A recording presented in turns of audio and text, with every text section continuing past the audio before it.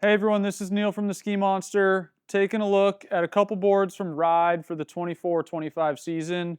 We've got two boards here that share a shape, but have some construction differences, are going to work a little bit better for different kinds of riders. So next to me we've got the Shadowban and the Algorythm.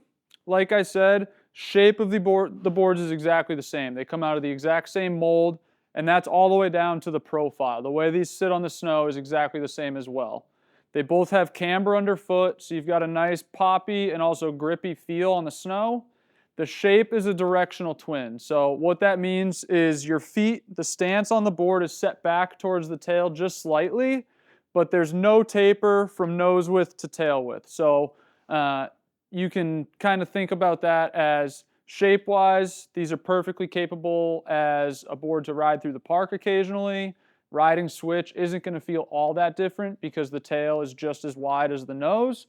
But with your feet set back slightly, you are getting a little bit more power to that back foot when you're on a groomer and need to link some nice turns together. The real difference comes in kind of the core and the materials added to it. With the Algorythm, right here, we've got a little bit more carbon in the board. That's going to stiffen it up just slightly, give it a little bit more snap, a little more power moving from one edge to the other. The Shadowban is going to have some carbon still, but less, making it a little bit more softer flexing. Someone that's spending maybe half their day in the park is probably going to appreciate the way the Shadowban has a little bit more forgiveness. If you're hitting rails, need to move the board quickly, it's a little easier to do that with the Shadowban.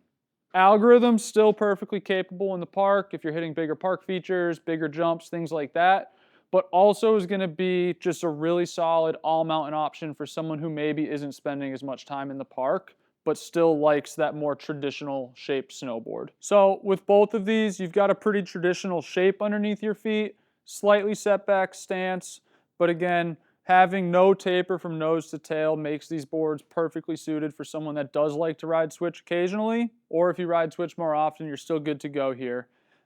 Biggest difference is going to kind of come down to stiffness here. So think about your priorities on the hill, where you're spending most of the time. One might align a little bit better for you than the other. We've got these here in Boston.